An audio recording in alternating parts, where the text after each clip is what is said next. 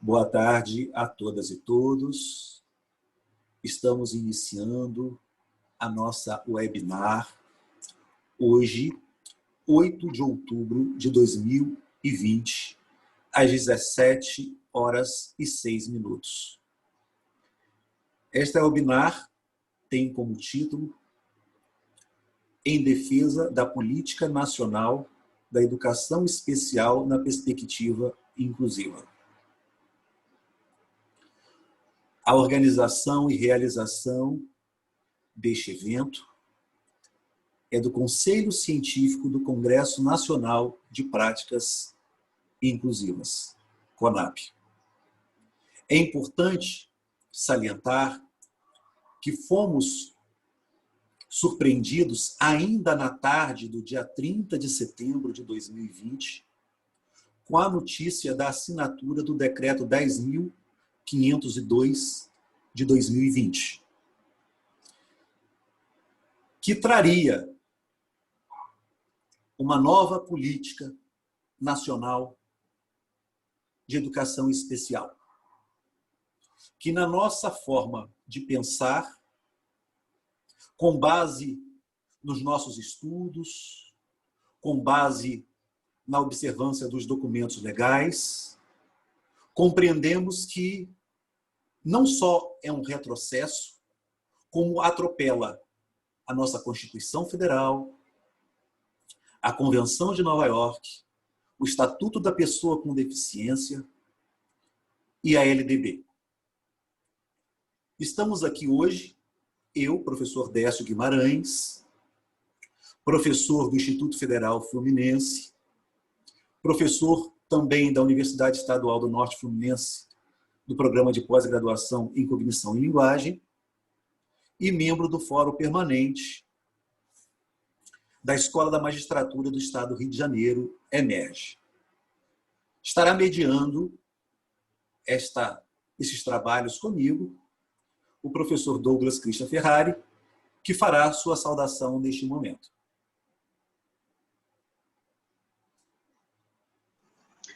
Boa tarde a todos e todas. Boa tarde, Décio. Boa tarde a Giovana, por estar conosco. Boa tarde, professora Rita de Cássia, sempre na luta. Boa tarde ao defensor Pedro, A gente vai sempre à defensoria, na defesa dos nossos direitos, Excelente. Parabéns pelo trabalho sempre, defensoria. E ao Levi, por estar representando o mandato do senador Fabiano Contarato. Obrigado pela participação. Obrigado a todos e todas que estão nos ouvindo no Zoom, no Facebook. É um momento importante que a gente tem que se posicionar, nos colocar e que exige urgência, Urgência que já foi contemplada pelas ações do PDL na Câmara e no Senado, de sustar o decreto, reuniões, manifestos, e a DPF, no Supremo Tribunal Federal, da rede, sustentabilidade. Então, a gente já tem um conjunto, e tem outros partidos que vão entrar também, já tenho notícia. Então, é um conjunto de manifestações que a gente precisa ganhar força, jurídica, política, de gestão e nos movimentos sociais e acadêmicos. Acho que essa é a minha abertura e a gente depois vem para o debate, para o diálogo. Uma bom webinar para todas e todos. Obrigado, Douglas, parceiro de todas as horas. É importante também complementar que jamais imaginaríamos que o Conselho Científico do Congresso Nacional de Práticas Inclusivas teria uma ação permanente pós-congresso. Mas a urgência das discussões, o momento difícil que atravessamos, fez com que o nosso conselho se reunisse permanentemente ao longo dessas semanas, enquanto a gente não derrubar esse decreto 10.502.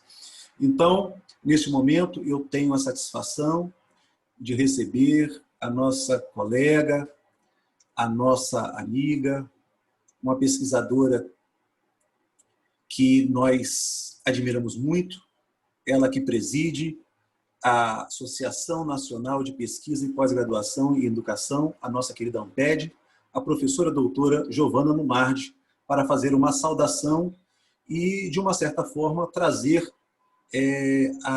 um pouco da visão da ANPED neste momento. Professora Giovana, agradecemos a sua presença. Muito obrigada, Décio. Bom, inicialmente eu gostaria de cumprimentar todas e todos que já estão aqui na sala conosco e também nas redes sociais do Congresso, né, nos ouvindo e com certeza muito preocupados com tudo que estamos vivendo no Brasil nesse momento.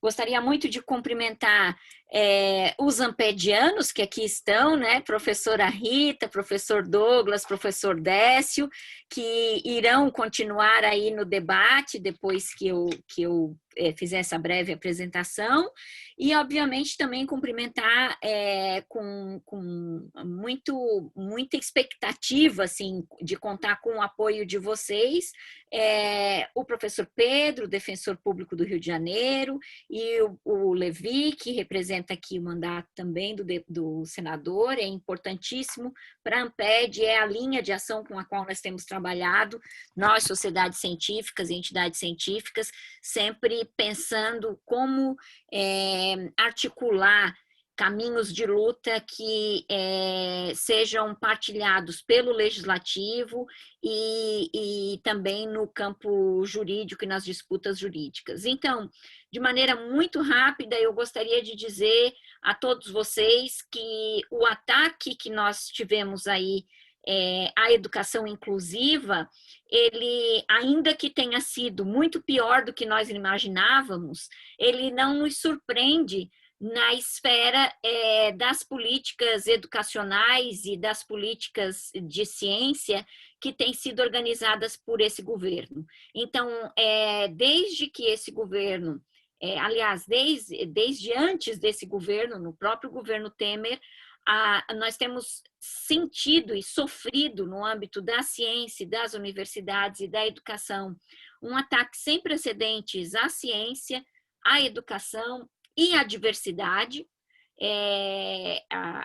políticas das mais variadas formas organizadas para ferir o direito à diversidade têm sido legitimadas por esse governo e a educação inclusiva não foi diferente. Então, o que a gente viu aí estabelecido nessa proposição apresentada pelo governo, entre outras coisas, é o que o professor Conrado publicou, acho que essa semana, na Folha de São Paulo, e eu gostaria de partilhar aqui com vocês, porque eu gostei muito da análise que ele faz, de que, na verdade, a gente tem aí uma disputa entre o sistema de educação pública e universal de um lado e algumas poderosas entidades privadas que, apesar de suas respeitável história de dedicação às pessoas com deficiência, veem na inclusão uma ameaça existencial. A consequência é trágica, recursos públicos escassos serão dispersados por um sistema privado ineficiente e discriminatório. Para nós da ANPED, o ataque que a proposição feita pelo governo federal à educação inclusiva organiza na verdade, um ataque à educação pública. Nós entendemos que essa ideia escamoteada de tentar dizer que os pais têm direito de escolha é também uma forma de continuar tirando o dinheiro da universidade, do sistema público para sistema privados e para sistemas em que o próprio governo não consegue controlar o tipo de trabalho que é oferecido, não consegue regular e não tem mecanismos adequados para fazer isso. Nos preocupa também a ideia de que a família, ao ser colocada como grande definidor das escolhas educacionais dos seus filhos, não seja chamada a responsabilidade pública de respeitar o direito à inclusão dessas crianças. E a família tem uma responsabilidade muito grande com relação a isso. Então, a AMPED, junto com o nosso GT de Educação Especial, junto com um conjunto, o nosso GT15, que é o GT de Educação Especial, que tanto eu, Décio, Rita e Douglas fazemos parte, junto com os pesquisadores da área do campo da educação especial, com a BPE, que é a nossa Associação Brasileira de Pesquisadores de Educação Especial, e junto também com um conjunto de sociedades científicas, temos desse fatídico dia, nos debruçado a discutir essas questões, e tenho certeza que Rita vai apresentar aí algumas dessas preocupações, e, obviamente, nós precisamos do apoio do judiciário e do apoio do legislativo no enfrentamento dessa batalha. A AMPED tem se articulado com diferentes sociedades científicas para sempre constituir esses diferentes espaços de luta, porque os ataques são muitos e a gente só vai conseguir avançar e se contrapor a eles se nós, sociedade civil organizada, conseguirmos estabelecer parcerias e conseguir, inclusive, reinventar as nossas formas de lutas. Então, estamos preocupados, vigilantes, atentos e articulados. Eu acho que esse é o caminho, e eu gostaria muitíssimo mesmo de agradecer a oportunidade de Décio e Douglas, e ao mesmo tempo esse esforço coletivo que o CONAP tem feito e assumido de buscar formas de a gente continuar trazendo esse debate público, né, e de publicizar esse debate, porque o momento é muito delicado e estamos muito preocupados com o que está por vir. Então, muito obrigada, desejo uma excelente tarde a todos e uma excelente discussão. E peço licenças também para já me retirar, para eu poder ir para o outro lado aqui e assistir as contribuições dos colegas e poder, com isso, ouvi-los com atenção. Obrigado, Giovana. Fique à vontade. Dar uma notícia que o nosso departamento técnico acaba de informar que estão na sala conosco aqui representantes de 17 estados da federação. Então, isso traduz muito a importância dessas discussões.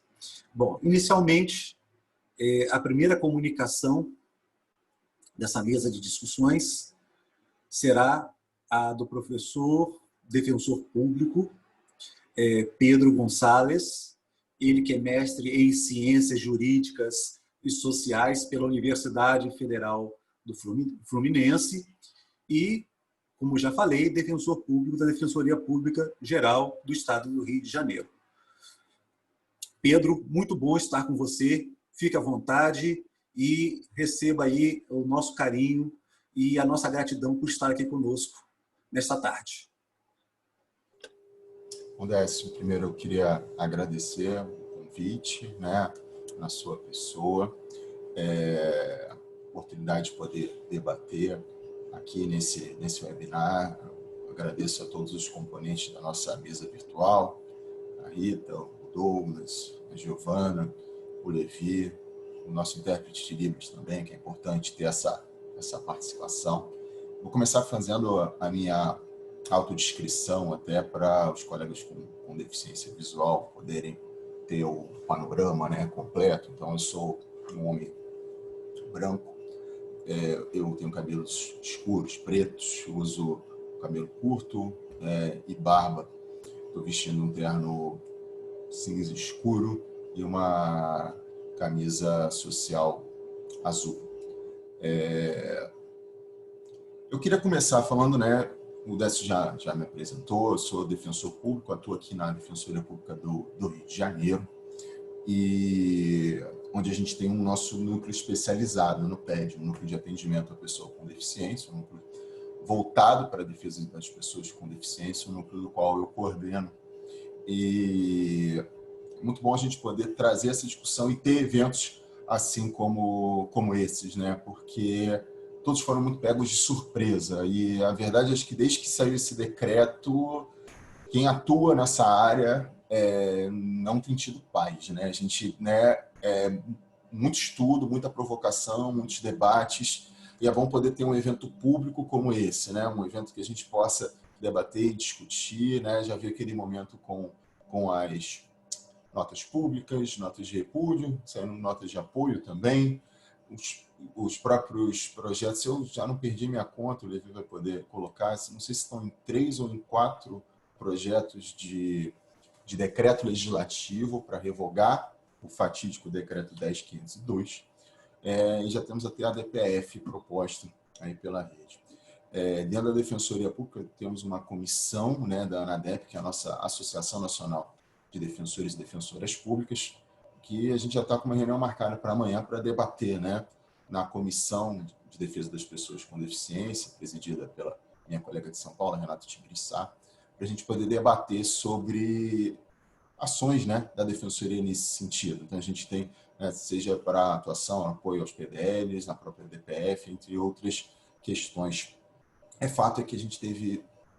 eu queria começar aqui trazendo um panorama, né, importante para a gente situar. Acho que a coisa mais importante para as pessoas, para a gente poder debater, se colocar, ter o conhecimento, né, se empoderar de conhecimento para a gente poder debater. E por isso é entender o estado da arte, entender a legislação que se coloca aqui para a gente. A verdade é que a educação inclusiva ela já vem adotada como uma regra, como uma preferência, pelo menos, né? Uma regra clara, desde a Constituição Federal de 88. O cenário pré-88 não era assim, né? O cenário da Constituição de 67, depois com a emenda de 69, não era dessa forma. A gente vinha no paradigma da segregação, da separação, né? Até numa ideia ainda do paradigma médico, a Constituição de 88 muda claramente esse paradigma. Então, vem o artigo 205 da Constituição e coloca, né, primeiro, a educação é direito de todos e dever do Estado e da família.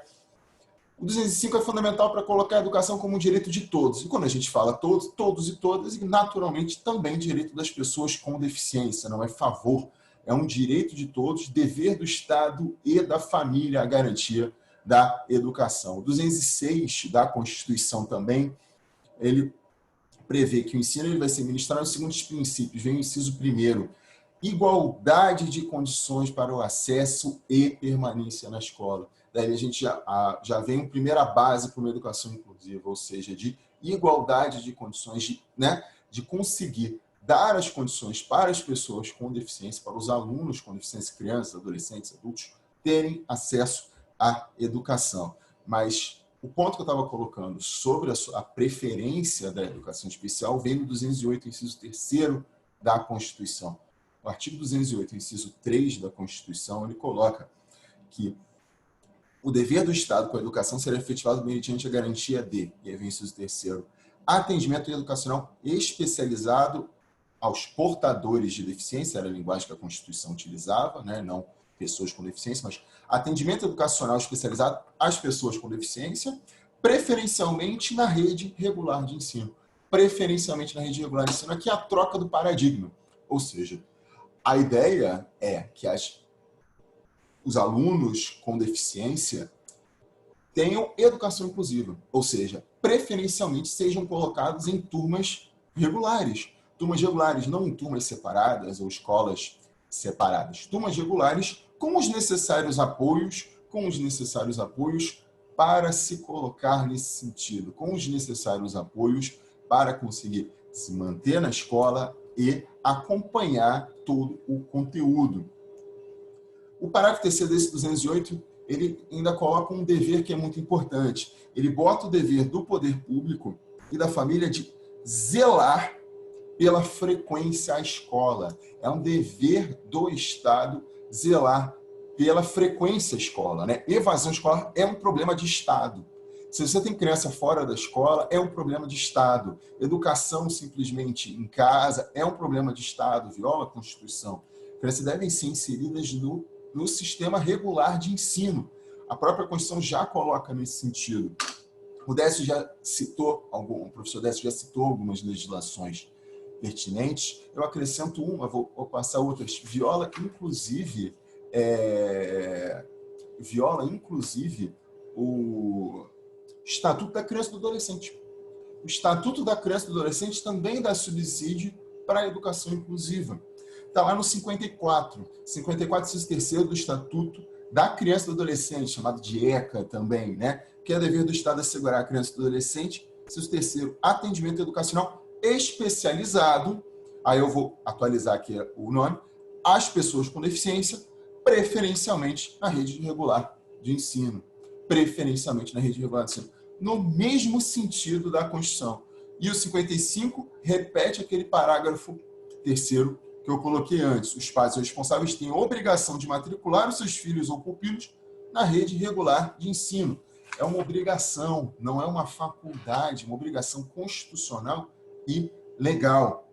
E aí o grande marco que a gente estava colocando, que é a Convenção Internacional sobre os Direitos das Pessoas com Deficiência, chamada também de Convenção de Nova York, né? Foi aprovada lá em 2006, internalizada no Brasil em 2008, depois em 2009, com status de emenda constitucional. Ela, inclusive, que atualiza, né, o termo para a gente abandonar o termo portadores de deficiência e adota o termo atual de pessoa com deficiência. Ela traz esse grande marco do modelo social, também chamado de modelo de direitos humanos no tratamento da pessoa com deficiência. O problema não está na pessoa, mas sim na sociedade. A pessoa ela pode ter as suas limitações físicas, mas é a sociedade que não está preparada, né?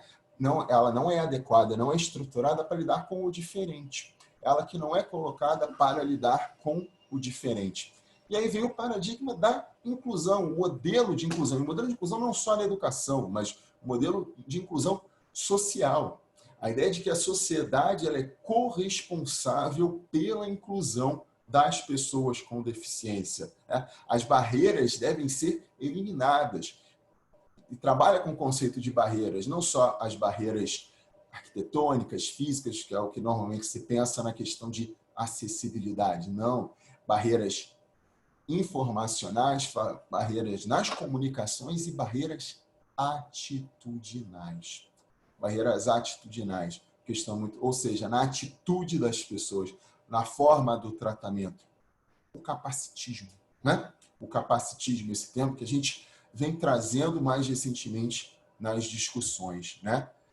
Vem trazendo mais recentemente nas discussões. O que é o capacitismo? O capacitismo é o preconceito em razão da deficiência. Se a gente fala de machismo, fala em relação que sofrem as mulheres, se a gente fala do racismo que sofre a população negra, o capacitismo é o equivalente em relação às pessoas com deficiência. Ou seja, é uma sociedade que não é preparada para o diferente, que não acolhe o diferente. E aí vem a ideia de, não se fala mais em mera integração, mas inclusão, ou seja, a sociedade deve incluir as pessoas com deficiência no seu meio, no seu bojo. E daí vem a educação inclusiva. A educação, portanto, misturando, né, colocando todos juntos, pessoas com deficiência e pessoas sem deficiência.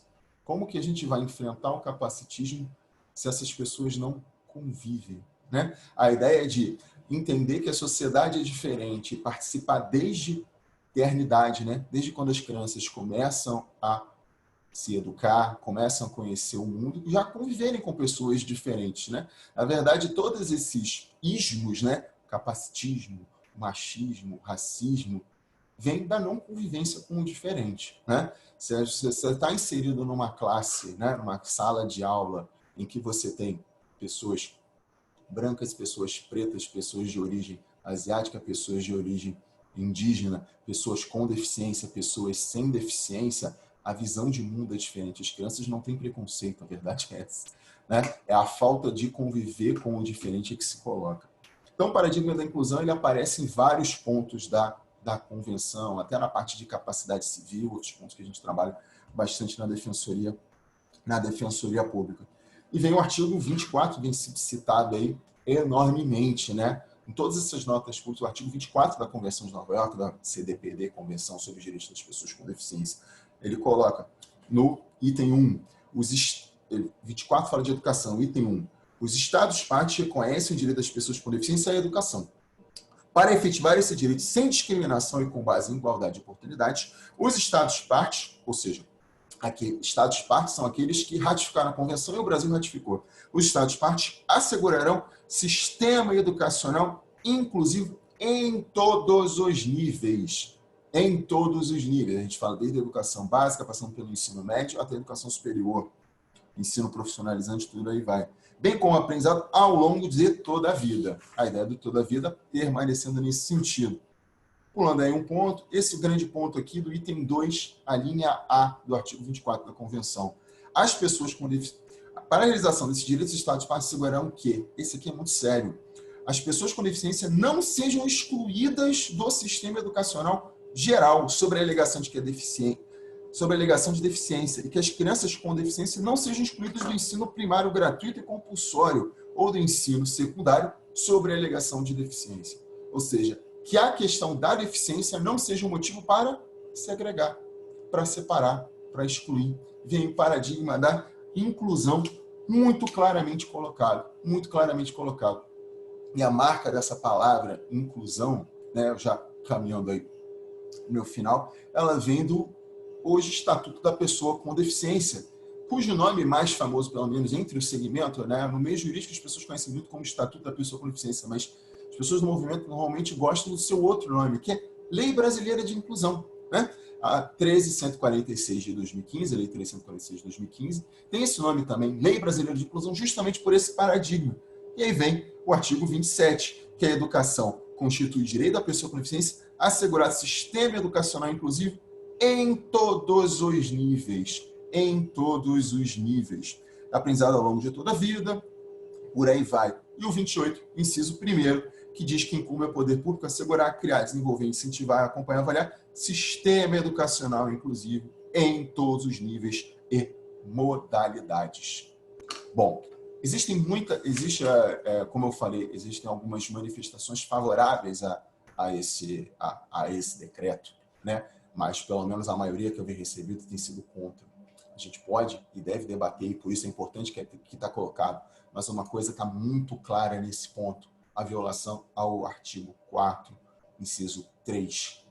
Artigo 4, inciso 3 da Convenção de Nova York. Porque é nele que se coloca o famoso lema do movimento de pessoas com deficiência. Nada sobre nós, sem nós. Está lá, obrigação estatal na elaboração e implementação de legislação e políticas para aplicar a presente convenção, entre elas, naturalmente, a educação e outros processos de tomada de decisão relativos às pessoas com deficiência. Os Estados-partes realizarão consultas estreitas e envolverão ativamente pessoas com deficiência, inclusive crianças com deficiência, por intermédio de suas organizações representativas. Daí a grande queixa, o grande pecha do decreto 10.502, né? A principal crítica que tem se colocado é a falta de participação do movimento de pessoas com deficiência, né, na sua elaboração. Se a gente tem pessoas que estão a favor, tem muitas pessoas contra, e justamente porque foram alijadas desse debate. E dali que se coloca a sua inconvencionalidade, sua inconstitucionalidade, já que a convenção tem status de emenda constitucional. O debate é importante para a gente poder elaborar, de fato, uma política nacional que agregue, né, os vários pontos de vista e que, de fato, permita, né, não permita retrocessos, que possa permitir ajustes sem implicar em retrocessos. Muito obrigado, fico aí à disposição. Os debates estão muito interessados em ouvir os demais membros da mesa. Agradecemos a participação do defensor público do Estado do Rio de Janeiro, defensor Pedro Gonçalves. Agradecemos muito, Pedro. Daqui a pouco nós iremos conversar mais um pouco, debater mais um pouco. Nesse momento, então, a gente convida a nossa querida amiga, pesquisadora, ela que é professora da Universidade Federal do Rio Grande do Norte, professora doutora Rita de Cássia Paiva Magalhães. Muito bom estar com você aqui, professora Rita. Você que é uma referência para todos nós, e eu posso dizer que o seu nome esteve presente nos meus estudos desde que comecei a lançar os primeiros olhares e escrever as primeiras linhas acerca da educação especial na perspectiva inclusiva. Muito feliz por estar aqui e muito feliz por dividir esse espaço de luta com você. Seja bem-vinda, professora Rita. Muito boa noite já a todos e a todas que estão participando. Cumprimento a mesa em nome de Décio. Agradeço a honra, o convite de estar aqui com vocês.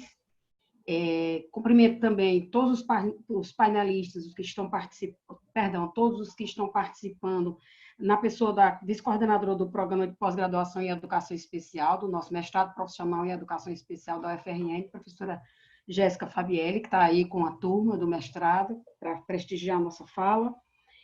Com isso, eu cumprimento a todos que estão assistindo. Vou me audiodescrever. Primeiro, vou falar meu sinal para os surdos. Meu sinal é esse. Eu sou uma mulher parda, mestiça, cabelos cacheados na altura das orelhas.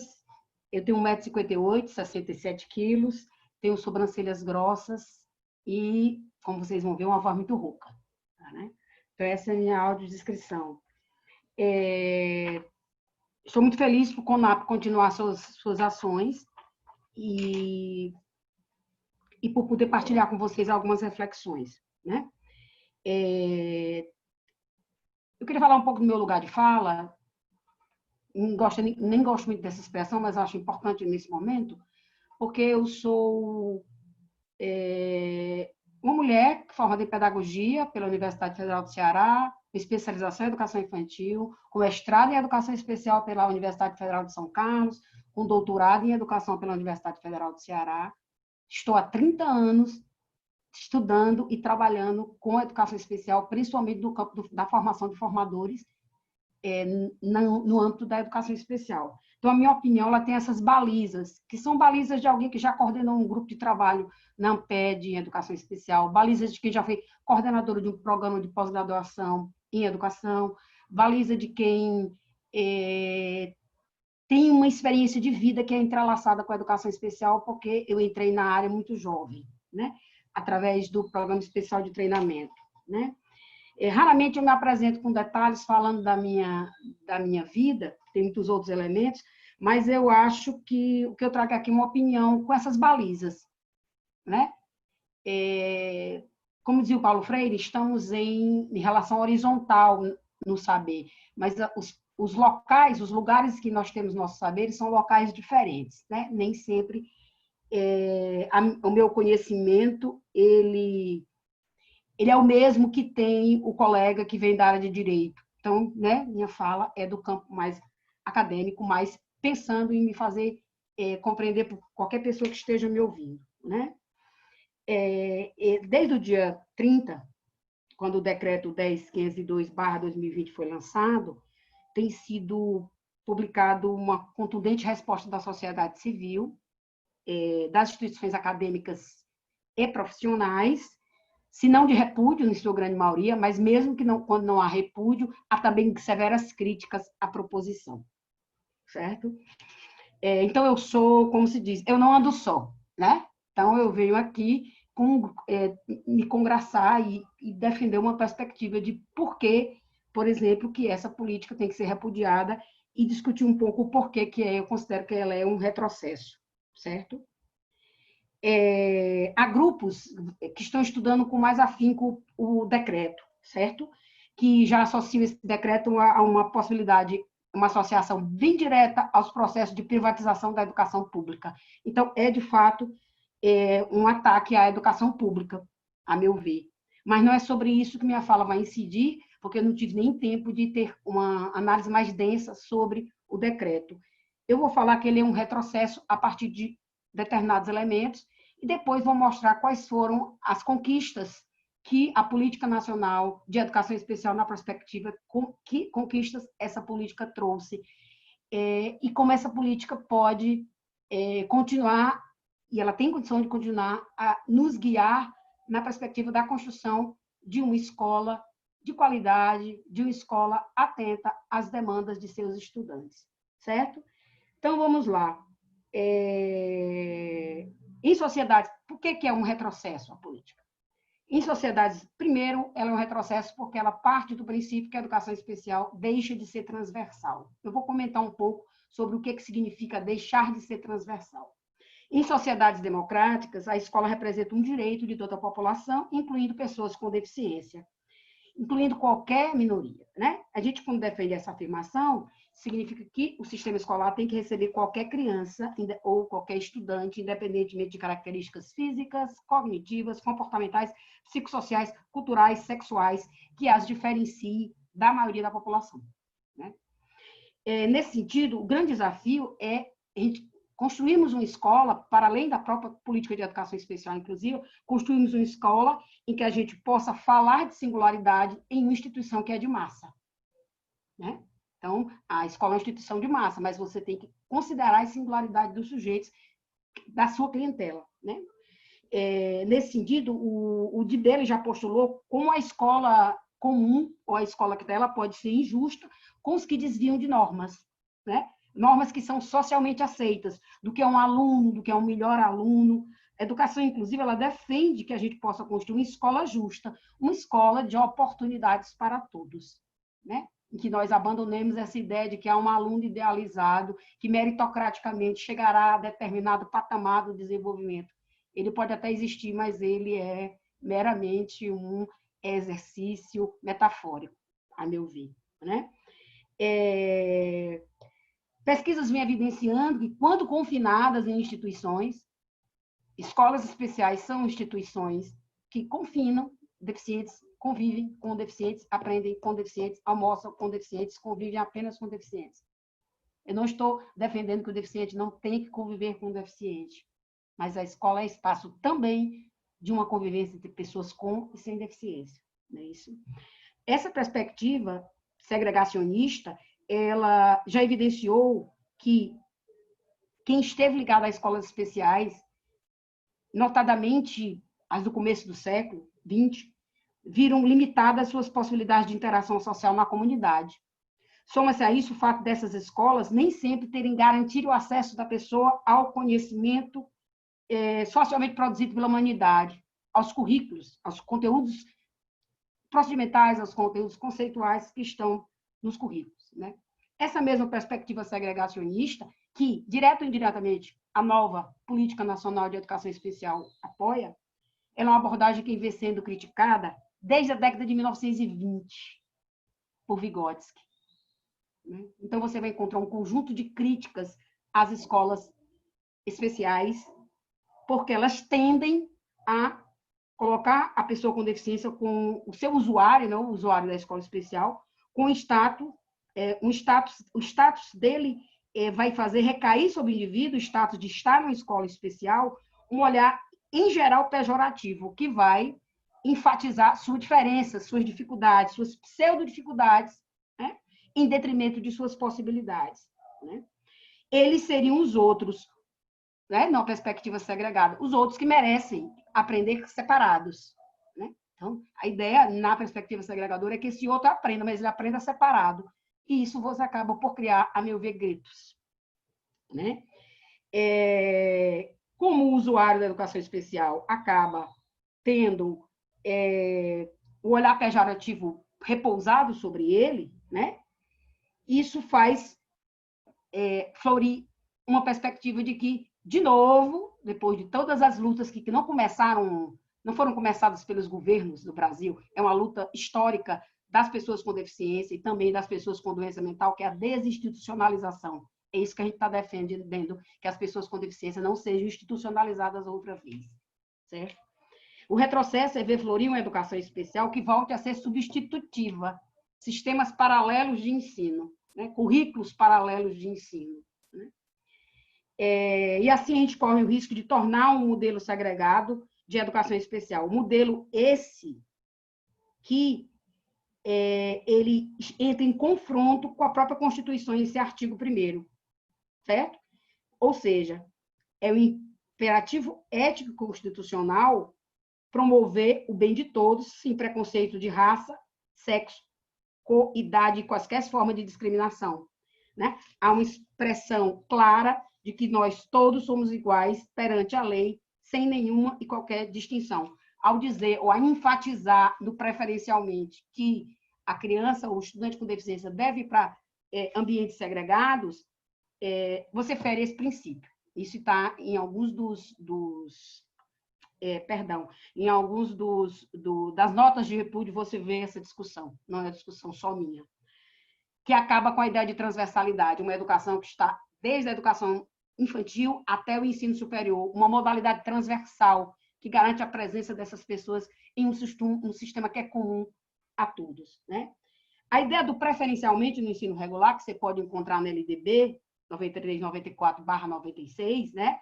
Ela foi transformada em notadamente. Você pode ler a política e ver quantas vezes eles escrevem inclusiva e em que circunstâncias está escrito inclusiva. Todo o texto da política converge para a educação ao longo da vida, como se aprender ao longo da vida fosse algo peculiar apenas a deficientes. Aprender ao longo da vida, todos nós aprendemos. O deficiente tem que ter direito a ter acesso à escolarização. Ele tem que ter direito a acesso ao conteúdo que a humanidade socialmente construiu. Esse é um direito desse sujeito. Né? Se a escola comum, que é a escola de todos, ela deixa de existir, em virtude de que se cria sistemas paralelos, que são personificados em escola especial, classe especial e numa das pérolas da política, que é escola regular inclusiva, que está entre os inúmeros erros teóricos que a política comete, que não me cabe aqui analisar com densidade. Mas não existe escola regular inclusiva. Ao dizer isso na letra da lei, você está dizendo para as escolas regulares públicas e privadas que elas podem dizer não, eu não matriculo porque eu não sou inclusiva, vá procurar outra escola. Então, você não tem uma escola para todos, você tem escola para uns e para outros, Né? E isso começa um processo de estigmatização. Por quê? Porque o deficiente é igual a gente. Na hora de escolarizar ele tem que pôr uma escola em separado. Como eu vou, como o professor, como o Pedro falou antes, como eu vou inserir um sujeito no mercado de trabalho, na lei de cotas, adequadamente, se o sujeito com deficiência, isso já dizia Lígia Amaral, se o sujeito com deficiência não aprendeu no banco da escola a lidar com a pessoa sem deficiência e vice-versa. Então, na escola começa um processo inclusivo que ele deságua na sociedade. E não numa educação para toda a vida etérea, porque a educação para toda a vida, todos nós estamos sendo educados para toda a vida. Né? Na hora que a gente termina de se educar, a gente morre. Para alguns, a gente continua aprendendo depois que morre. Né? Então, a existência... É preciso relembrar que existiram classes e escolas especiais na década de 70, na perspectiva de integração escolar. Esse tipo de modelo já aconteceu no Brasil. O princípio de um sistema paralelo, técnicas, currículos, programas de ensino, professores hiperespacializados, cada um em seu quadrado. Deficiência mental, deficiência visual, deficiência auditiva. Né? Muitas pesquisas sobre a educação especial da década de 70, elas evidenciam o problema das classes especiais e das escolas especiais. Isso já está delineado em muitos estudos. Minha tese foi em 1997 que eu defendi. Lá já está evidenciado que desde o final da década de 80 há sérias críticas à classe especial, ao seu teor de virar um repositório do fracasso escolar e não um espaço para desenvolver as habilidades de crianças com deficiência. Já tivemos esse problema. Né? E eu volto a lembrar que é na escola que temos que a inclusão se faz. Né? A gente não tem uma escola como na Noruega ou como na Finlândia. Não? Nós temos uma escola com as nossas peculiaridades. É nessa escola que a inclusão se faz. Os problemas que são provenientes dos processos de inclusão, que às vezes são apontados em pesquisas, são problemas que são peculiares ao sistema de ensino e não apenas ao processo de inclusão. Certo? E que, quando nós, acadêmicos, fazemos críticas à abordagem, é na perspectiva de melhoria dessa abordagem. Jamais os acadêmicos, pelo menos os acadêmicos das minhas relações, fizeram pesquisas na perspectiva de ter uma transformação total dessa política de educação especial, na perspectiva inclusiva. Há até ideias de modificação, mas não uma perspectiva que salve melhor análise, ele joga na lata do lixo muito das conquistas ou das possibilidades de conquista que a lei de 2008, que a política de 2008 traz para a gente, né? O processo de estigmatização ele é muito peculiar dentro de escola e de classe especial. Tem até um exemplo que tem um artigo meu. O garoto estudava numa escola especial. Quando ele ia entrar na escola especial, ele vestia a farda e entrava na escola. Quando ele saía da escola, ele tirava a farda e botava uma outra roupa. Ele não queria ser identificado como aluno de escola especial. Ele era tratado diferentemente. Tratado de forma inferiorizante. Isso ele falou em pesquisa. Então, nós temos que ter muito cuidado quando nós defendemos a volta de uma escola especial. Certo? E talvez a nova política ela propõe um retorno com roupagens novas ou roupagens mal costuradas, eu diria, de modelos que já foram utilizados no Brasil, como a classe especial e a institucionalização, né? Então, em linhas gerais, a política, ela parte do princípio, a nova política que foi lançada parte do princípio que pessoas com deficiência não se beneficiam de processos comuns de ensino, a grande esmagadora maioria, quando a gente sabe que estatisticamente é o contrário. Para uma criança com uma deficiência múltipla muito séria, você tem muitas outras crianças que podem perfeitamente ser incluídas, né? Entende a educação especial como sistema paralelo, educação especial, educação regular. Entende a educação especial como substitutiva. Eu posso não matricular meu aluno na escola de todos, na escola dita regular. Eu posso matricular numa escola especial, né?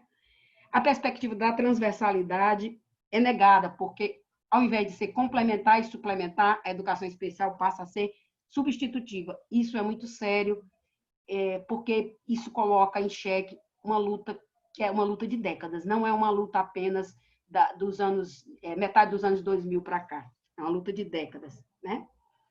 E com isso, ao mesmo tempo em que a política, finalizando, ao mesmo tempo em que a política, eu não vou conseguir falar tudo em 15 minutos, ao mesmo tempo em que a política fala de aprendizagem ao longo da vida e fala de escola especial, né? Será que ele está falando em institucionalizar pessoas com deficiência durante toda a vida? Certo? Será por isso que na lei de cotas se propôs uma mudança na qual os empregadores agora poderiam escolher entre contratar uma pessoa com deficiência ou contratar jovens que fossem reabilitados de casas de acolhimento? Você coloca as minorias em briga por uma migalha, por cotas, né? Embora eu respeite muito a lei de cotas, não significa que eu considere cota migalha, mas no caso você está botando dois grupos em se degladiar por um direito que ele não deveria se degladiar, que é o acesso ao mercado de trabalho, né? E em termos de conquistas, tem muitas coisas para dizer, né? Até agora a minha fala é uma fala dos porquês, na minha perspectiva, que está embasada em algumas leituras. A gente tem que lutar contra ou repudiar a atual política. Acho que durante o restante da minha fala, já dei 15 minutos, eu vou poder enumerar um pouco as conquistas quando me for dada a palavra outra vez. Então, eu tenho aqui as conquistas enumeradas e eu acho que eu viria só finalizar dizendo isso. A educação especial, isso eu escrevi em 2003. Tem um artigo meu, infelizmente ainda, ou felizmente, depende do ponto de vista, ainda é atual. A educação especial em perspectiva inclusiva pode representar uma possibilidade de autoconhecimento e descoberta de novas formas de organizar a vida social e também de organizar o processo de ensino e de aprendizagem desenvolvido nas escolas. É fundamental não somente saber como as pessoas com deficiência se comportam e quais os rótulos utilizados para designá-las, mas refletir sobre as nossas concepções, nossas crenças e ações, ou seja, pensar sobre as formas através das quais nós traduzimos a diferença que a pessoa com deficiência nos traz, né? Encontrar a tradução, porque inclusão ela não deixa de ser espaço de conflito.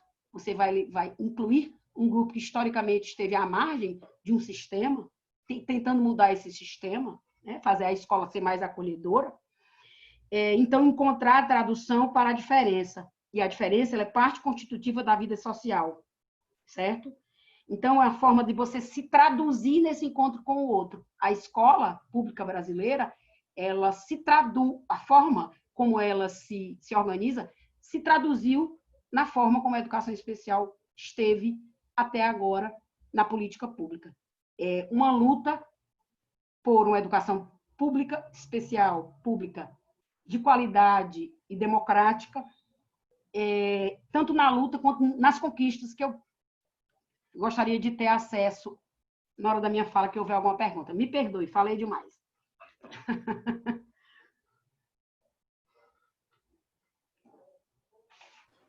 Agradecemos a professora Rita Magalhães, nossa querida amiga. Belas contribuições, professora.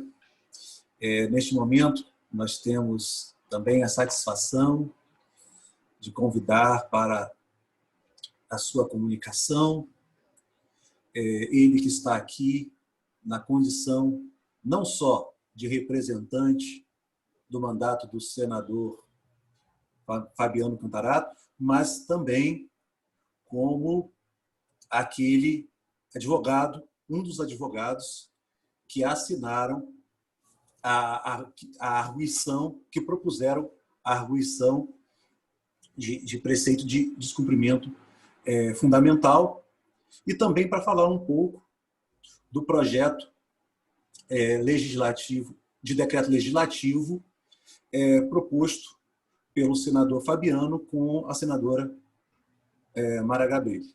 Então, o advogado Levi Veríssimo, seja bem-vindo. Agradecemos mais uma vez a sua presença.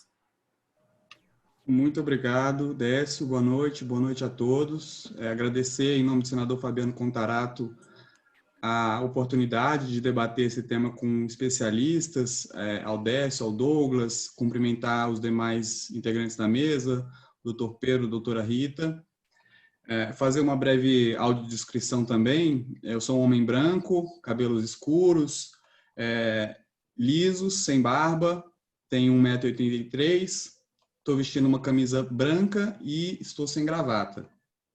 É uma honra falar com vocês em nome do senador Fabiano Contarato, que tem dedicado o mandato dele em prol das causas de populações menos favorecidas juridicamente, de poder dialogar com setores da sociedade civil que são diretamente afetados por esses temas, falar também com a Defensoria Pública, que está na linha de frente da proteção dessas populações, e colocar em primeiro lugar o mandato à disposição de vocês por todos os canais, pelos e-mails que estão disponíveis no site do Senado, o meu telefone e também as redes sociais do senador. Para todas as demandas que chegam, a gente procura dar os encaminhamentos com prioridade, especialmente nesses casos que afetam tão diretamente a vida de vocês. Eu sou assessor jurídico do senador, como o Décio falou, participei da elaboração da DPF e vou tratar aqui especificamente, escapando um pouco do mérito e das normas que regulam o tema, que já foram abordados brilhantemente pelo Pedro, tratar especificamente das estratégias que são adotadas e por que são feitas em duas vias, tanto pela via legislativa do projeto de decreto legislativo quanto a via judicial, e quais são os objetivos de cada uma delas. O decreto em si, a premissa de questionamento dele é em relação ao estabelecimento, a retirada da prioridade da inclusão como uma característica da educação. Então, a partir do momento em que uma legislação infraconstitucional estabelece como premissa a exclusão dos alunos, a possibilidade de segregação em grupos, ela contraria frontalmente o que está estabelecido no artigo 208 da Constituição. Então, ela incorre tanto em violação do ponto de vista formal quanto do ponto de vista material. E, por isso, a medida é atacada em duas frentes. O Pedro perguntou, até o momento são 12 decretos legislativos, projetos de decreto legislativo apresentados no Congresso Nacional para revogar esse decreto. São 10 na Câmara dos Deputados e 2 no Senado, um deles de autoria do senador Fabiano Contarato, em coautoria com a senadora Mara Gabrilli. O fundamento desse questionamento no poder legislativo é o extrapolamento do poder regulamentar por parte do poder executivo. O poder executivo pode regulamentar uma norma a pretexto de dar a efetividade ao que está estabelecido, regulamentar a prática da aplicação da lei, mas ele não pode subverter a intenção da própria norma. Na medida em que o decreto descumpre o mandamento constitucional de inclusão e o teor que está estabelecido em legislações infraconstitucionais também de não discriminação, o poder executivo extrapola unilateralmente a vontade do legislador. E, nesses casos, são cabíveis os decretos legislativos para que seja sustado o poder regulamentar por esse vício de legalidade, de você sair da fronteira do que está estabelecido na norma e, portanto, extrapolar o poder regulamentar que foi dado pelo legislador ao poder executivo. Então, do ponto de vista formal, esse é o principal argumento.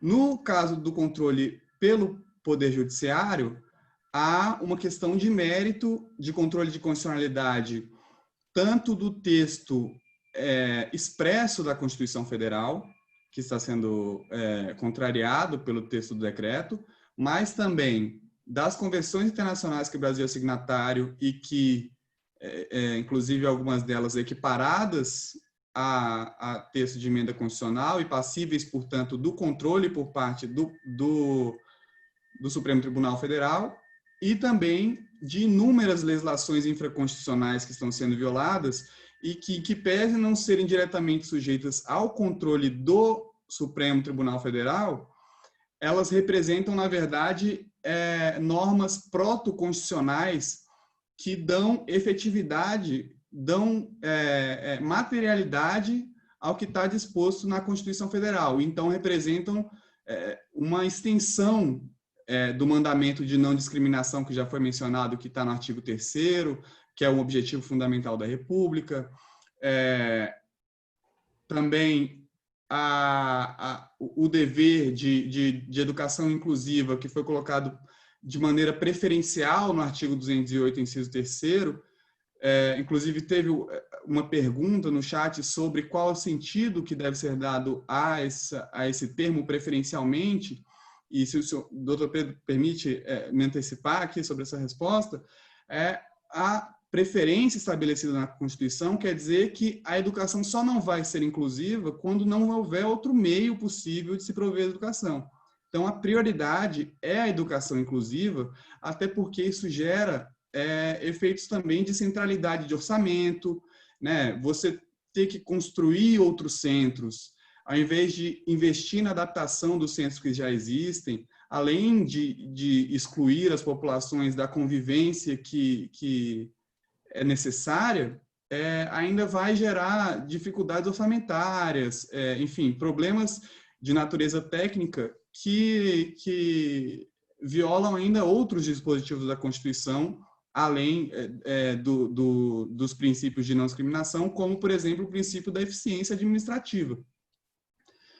Também a violação clara ao artigo 227 da Constituição Federal, que estabelece que, considerando que muitos dos atendidos são menores de idade, de que a proteção e o direito à educação dessas pessoas para o acesso à educação deve ser dado com absoluta prioridade.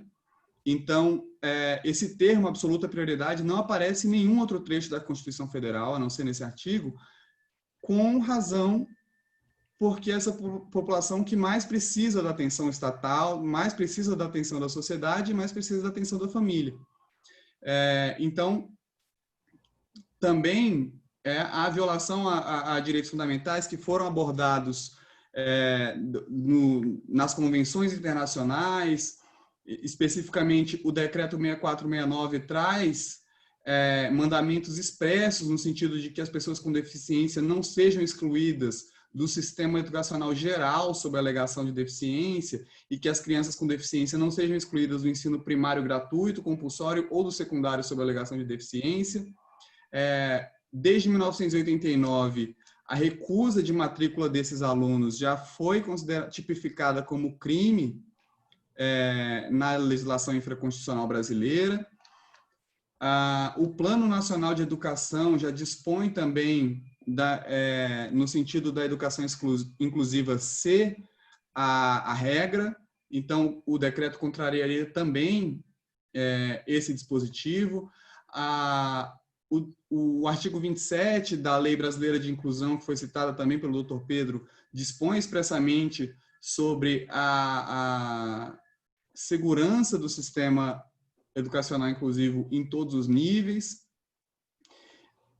Além de prever nos artigos 28 a obrigação do poder público em assegurar, criar, desenvolver, implementar, incentivar, acompanhar e avaliar um sistema educacional inclusivo em todos os níveis e todas as modalidades. E o Supremo Tribunal Federal já reconheceu a educação inclusiva como regra por ocasião do julgamento da ADI 5357. Então, todos esses motivos levaram o senador Contarato, por meio da rede, a acionar o Supremo Tribunal Federal para suspender os efeitos do decreto. A ação foi distribuída na terça-feira ao ministro Dias Toffoli, que pode decidir sobre o pedido liminar em breve, e também a ação está sendo, os projetos de decreto legislativo estão sendo articulados para que o Congresso dê a resposta também a essa clara violação às políticas de inclusão social no Brasil. Enfim, teria aqui outros pontos que a gente pode abordar, mas como essa parte de mérito, não quero cansá-los com especificamente esses tópicos, só traçar de maneira geral um panorama dos motivos que levaram o senador Contarato a se insurgir contra esse decreto e ficar à disposição para as perguntas, também novamente deixar o mandato à disposição para prestar contas à população e para atender as demandas diretamente e especialmente das populações mais vulneráveis. Muito obrigado.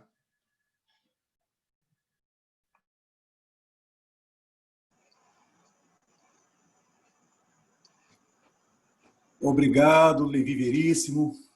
Receba aí a nossa gratidão. Estamos juntos nessa luta. Oportunidade não faltará. Eu aproveito a oportunidade neste momento para agradecer a presença do professor Éder Camargo, da professora Angelita, da professora Flávia Faição, da professora Mônica Cassar. Sim, professora Mônica, respondendo a sua pergunta no chat, esse vídeo ficará disponível no YouTube para que a gente possa compartilhar com todas e todos. Agradeço mais uma vez a sua presença. Nesse momento eu passo para o também mediador desta mesa virtual, o meu amigo Douglas Christian Ferrari. Boa tarde novamente a todos e todas, quem que foi se achegando, né, ao decorrer da webinar, né? A gente viu que as três falas, elas são interdisciplinares e complementares, né? A fala da Defensoria, a fala jurídica da DPF, dos motivos, e uma fala da educação, né? Em todos os momentos, né, eu me senti contemplado e eu confesso que manteiga que sou, até quase tive que segurar aqui para não chorar, né? Porque a gente vem na luta do movimento pela educação inclusiva, né? Eu, como pessoa com deficiência, né, convivi com as salas de aula comum desde o meu começo, e agradeço, né, o fato de conseguir chegar à universidade, né? Então, esse é o momento que nos coloca para a luta, né? A gente percebe nas falas, né, de forma complementar, a inconstitucionalidade do decreto, né? A imoralidade do decreto também, pela forma de segregar, ainda em alguns momentos de manifestação rápida no Face, né? Coloquei que eu não quero ficar separado por causa da minha deficiência, que a gente não pode buscar, né? Principalmente as pessoas com deficiência, a guetização, né? Por causa, né, que tem dificuldades, e a gente está falando de inclusão como princípio, e tem dificuldades, como a professora Rita colocou, em função disso, defender um retorno, né, a classes, escolas especiais, porque uma empresa não é acessível, então a gente não vai lutar pela reserva de vagas, pela acessibilidade, né? A gente não pode trabalhar no nível de nos separar, né? E aí eu falo a todas as pessoas com deficiência nos seus diversos graus e tipos, né? Nós temos que estar junto com todo mundo, porque é junto que se constrói, né? É no coletivo, é na interdependência, né? Que a sociedade cresce, né? Que a sociedade se desenvolve. O momento histórico, né? No processo histórico, a gente passou por isso, como a professora Rita colocou, e para mim não é admissível, como o ministro falou, que a criação dos institutos lá no Império, né, deram acesso, né, à condição científica, acesso das pessoas com deficiência.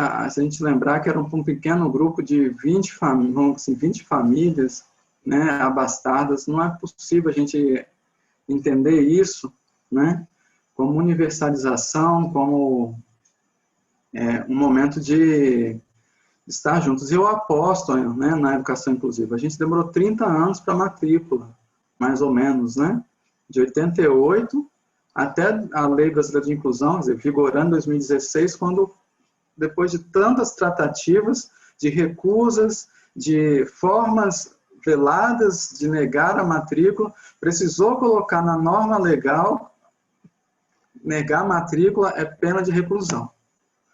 Então, eu coloco a Lei Brasileira de Inclusão como um divisor de águas entre o acesso e a permanência, né, e a aprendizagem. Então, não que não universalizou, é claro, né, a gente tem ainda um caminho para universalizar, mas há, pelas pesquisas e as estatísticas, um aumento do acesso das pessoas com deficiência, coisa que nem o acesso a gente conseguia, né? Nem a matrícula, nem estar na sala de aula. E agora eu passo, sim, da aprendizagem. Eu estava nessa expectativa, né, com a Lei Brasileira de Inclusão, a gente avançar na formação, na compra de equipamentos, né, na contratação de profissionais, enfim, né, no avançar para frente. Eu não estava na espera do avançar para trás, né? Se assim eu posso ter a licença poética, né, de evoluir, né, outra licença poética, que nesse momento, a gente vê com a Política Nacional de Educação Especial, né? Então, as falas foram muito importantes, né? O Levi já falou do preferencialmente aqui, né, que é uma pergunta que está no chat.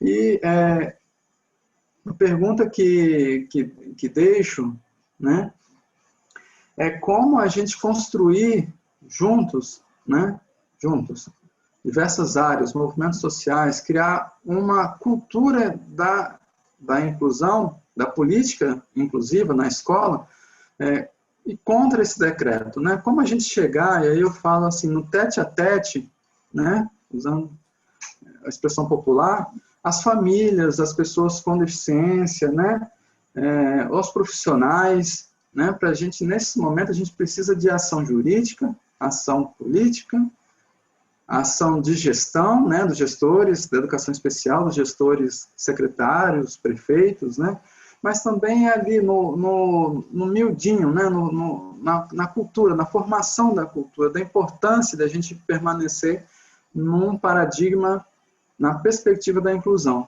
né? Como a gente fazer isso e como podemos juntos trabalhar no avanço da educação inclusiva, na inclusão social, né, na escolarização das pessoas com deficiência.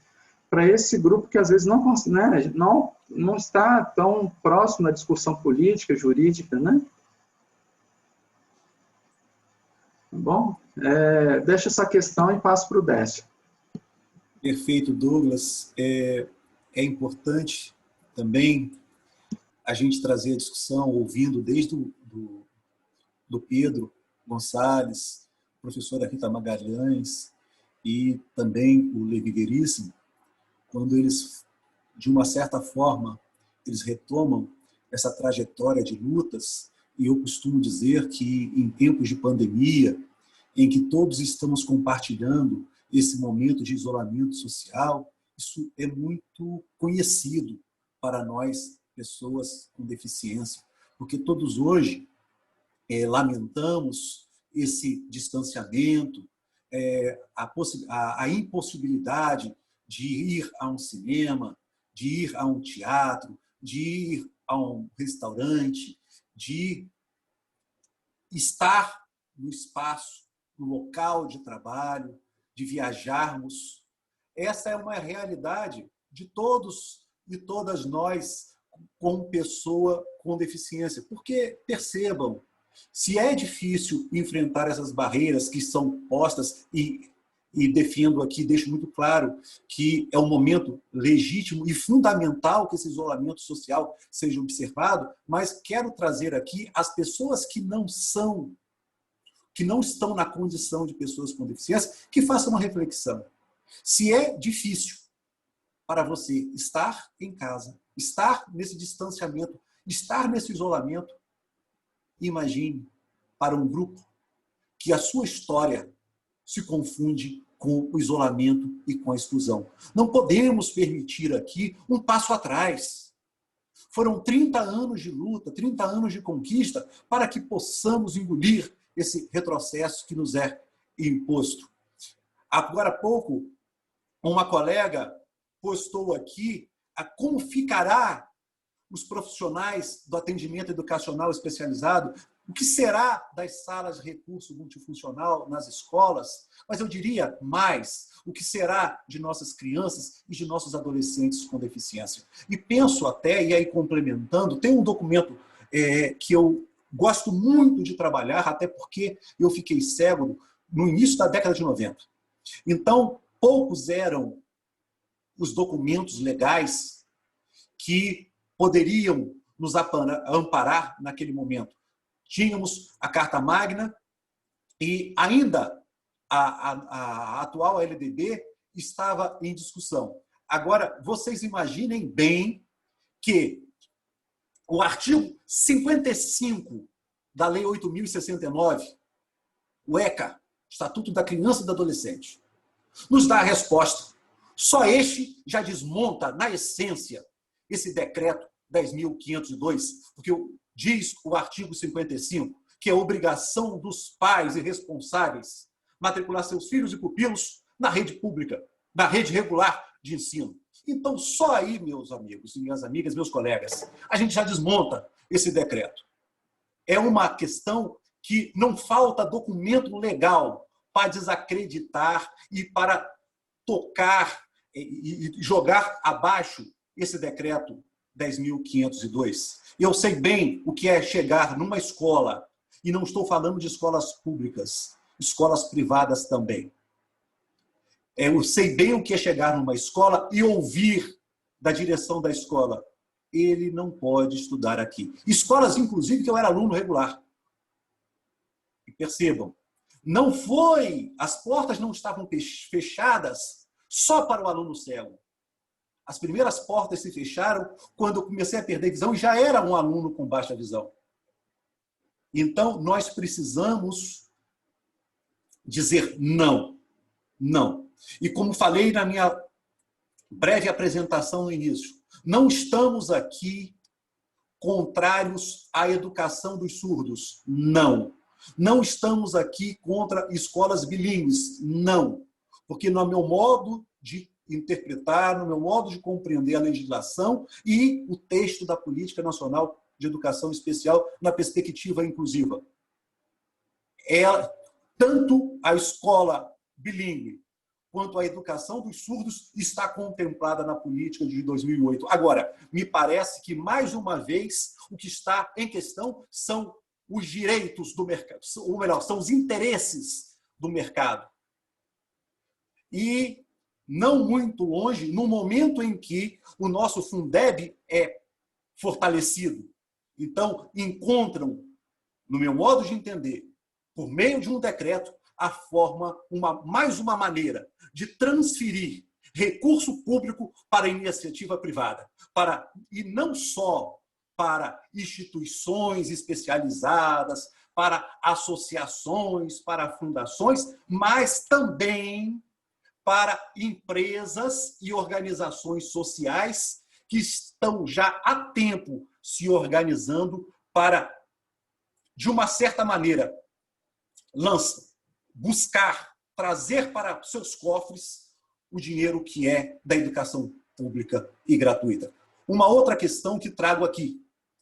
Não nos demos conta que essa investida, de uma certa maneira, foi iniciada quando, no decreto 7.611 de 2011,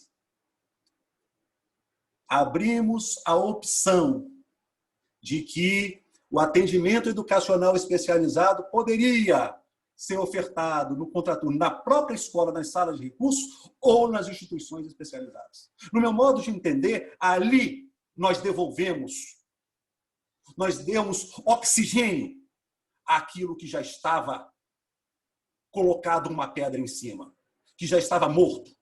Então, precisamos, neste momento, fortalecer a educação pública, fortalecer toda essa discussão. E vamos dizer sim à política de 2008 e não ao decreto 10.502, que eu me recuso a se chamar de Política Nacional de Educação Especial. E que, no meu modo de entender, a utilização dos termos equitativa, inclusiva e de aprendizado ao longo da vida, isso é uma forma de ludibriar, de enganar os menos informados. Então, tem um belo rótulo, mas o conteúdo é desastroso. É um retrocesso. Desculpem uma fala mais calorosa, uma fala mais militante, mas, neste momento, a pessoa com deficiência, a minha condição de cego, grita e não pode se calar. É muito mais forte do que todas as minhas crenças de pesquisador. Então, neste momento, eu abro aos colegas da mesa, professor Pedro, professora Rita, professor advogado Levi, para que possamos responder às questões trazidas e até mesmo que vocês possam complementar aquilo que não foi trabalhado aqui. Então, Pedro, você pode começar trazendo questões, respondendo as questões e até mesmo respondendo aquilo que está sendo colocado. Fica à vontade, Pedro, e aí na sequência a gente passa para Rita, Levi, e aí o que acontece? É um diálogo aberto, pessoal. Então, não precisa fazer inscrição, vamos conversando. Obrigado, Décio. Obrigado aí a todos mais uma vez. Realmente muito feliz de estar participando desse evento, né? Muito ricas as discussões. Bom, fico aguardando aí, né? O chat, pessoal, pode ficar à vontade para fazer pergunta. Pergunta que realmente tinha sido dirigida a mim, o Levi já respondeu, acho que muito bem. Eu queria levantar um ponto que o Décio colocou, né? Eu fiz questão de destacar a questão da falta tiveram manifestações a favor, né? Acho que a manifestação que mais se colocou foi justamente do segmento surdo, né? Teve uma importante associação que defendeu. Acho que é por isso que a ideia da gente por isso que era importante esse debate, como prever a convenção, né? O 4.3 da Convenção de Nova York, do nada sobre nós, sem nós. Se o segmento surdo tendia, eu imagino que tem outros segmentos também, né, se precisaria refinar, melhorar a política. Eu acho que era importante esse debate para apontar todas as frentes, né? E aí a gente vê essas situações, né, esquisitas que acabaram se de repente para a educação, vocês entendem que houve um avanço, e acho bastante interessante. Por outras, a gente lida com algumas questões técnicas muito esquisitas, né? Muito estranhas. A professora Rita destacou, né? Escola regular inclusiva, né? Abre espaço para a escola regular que se diz não inclusiva. Permite classes inclusivas, ou seja, a segregação dentro de uma inclusão não é inclusão, né? Então, você vai numa escola regular e cria uma classe específica, ou seja, também seria uma segregação. São aspectos que não parecem realmente atender às perspectivas e a importância. Então, acho que é muito importante o debate para se colocar todas essas necessidades de melhoria, para se, de fato, fazer uma discussão mais relevante para de fato, construir uma política sem retrocessos, né? E sim com refinamentos, com ajustes, com melhorias, para sempre continuar avançando. É importante se destacar isso, né? A política começa em 98, né? Vem uma política nacional em 2008 e vem seguindo nesse sentido. A gente estava em processo, né? Estava em processo. É importante entender a educação inclusiva como uma caminhada, e aqui tem profissionais que são muito mais gabaritados do que eu para fazer esse comentário do ponto de vista da educação, da pedagogia, mas é um processo. Sem dúvida há falhas, na inclusão, há falhas na educação inclusiva, mas isso é um processo que está se colocando, né? A gente tem muitos casos de sucesso e muitos casos de sucesso. Entender que isso não se faz da noite para o dia, né? Não se faz da noite para o dia. Portanto, é fundamental entender como um processo, algumas dificuldades se colocam, mas outras, os desafios estão aí, né? Eu sempre venho destacando a grande preocupação com a questão dessa política, que ela acaba redirecionando recursos financeiros, né? Isso aí já foi colocado.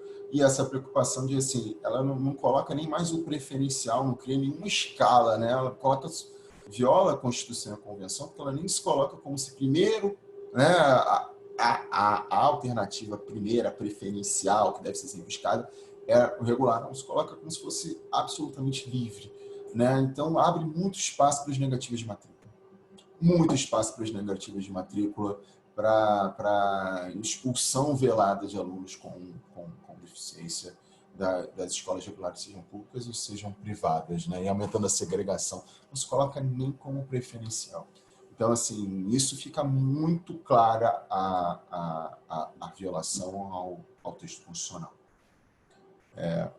Passo a palavra. Bom, devolvo para o Décio aí para comandar aí o debate. Eram esses complementos que eu queria colocar. Eu estou vendo que agora começou o chat a aparecer. Vou dar uma lida aqui. O Josenildo traz uma questão bastante interessante agora, uma provocação que ele traz a seguinte questão: se a educação inclusiva é um obstáculo para a efetivação das escolas militarizadas? Sim, sim. Porque não podemos deixar de falar que nada mais excludente do que os quartéis. Então, mas vamos deixar os colegas falarem e a gente volta a falar dessa discussão. Mas eu penso que a lógica dos quartéis é de um corpo padronizado, é de um corpo que atende determinadas... Vamos lá. Professora Rita, fica à vontade.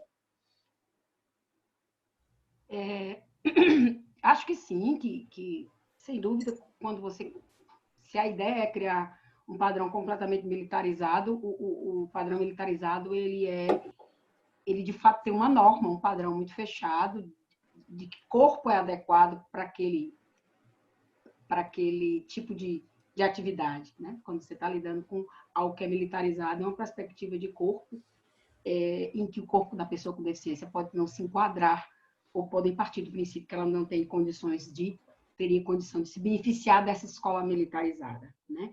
Acho que entre as conquistas, que eu disse que ia falar, nós atualmente temos 1.250.967 pessoas com deficiência matriculadas em classes comuns e também em classes chamadas exclusivas, que são classes especiais, né? Ainda existe. Só que há a opção pela política do preferencialmente inclusivo. Então, a gente vem gradativamente tendo uma inversão, mais alunos na escola regular do que na escola especial ou na classe especial, porque, como já falou muito bem o Pedro, estamos vivendo um processo de construção da inclusão.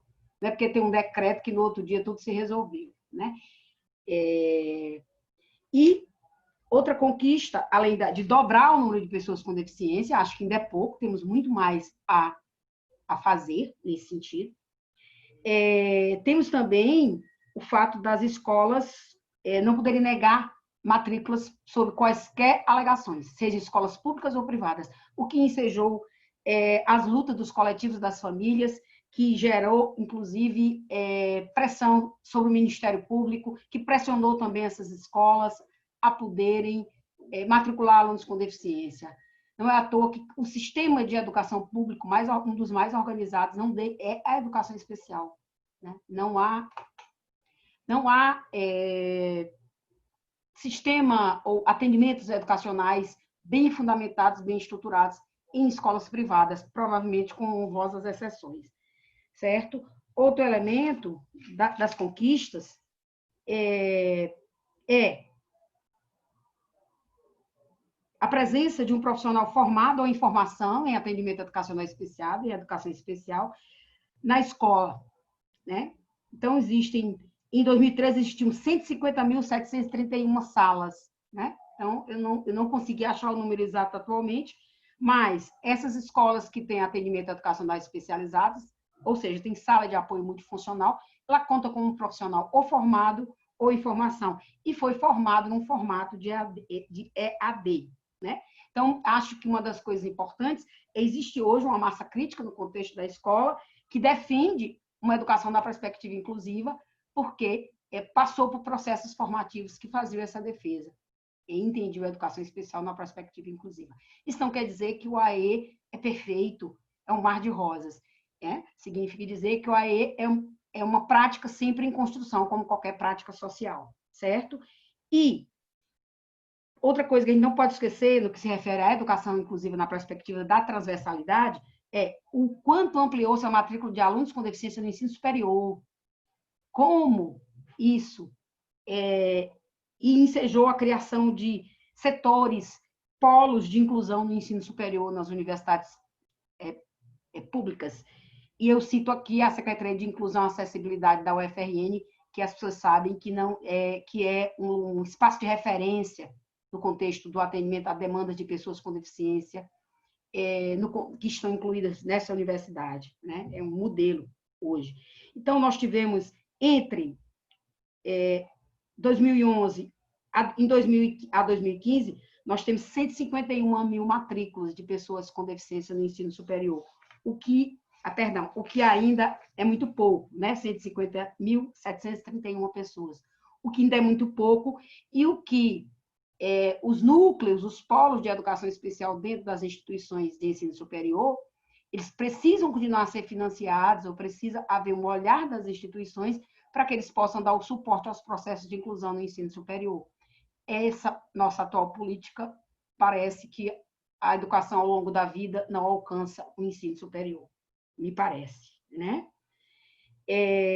Eu creio também que uma escola inclusiva ela tem que desenvolver habilidade de abstração e fazer o estudante ter acesso a conhecimentos, ciência, arte, técnica, motricidade, que o torne e que o ajude a construir um agiético, né? Nós estamos precisando na construção de um agiético que possa colaborar para as mudanças que são tão necessárias à nossa educação, inclusive a educação especial, certo?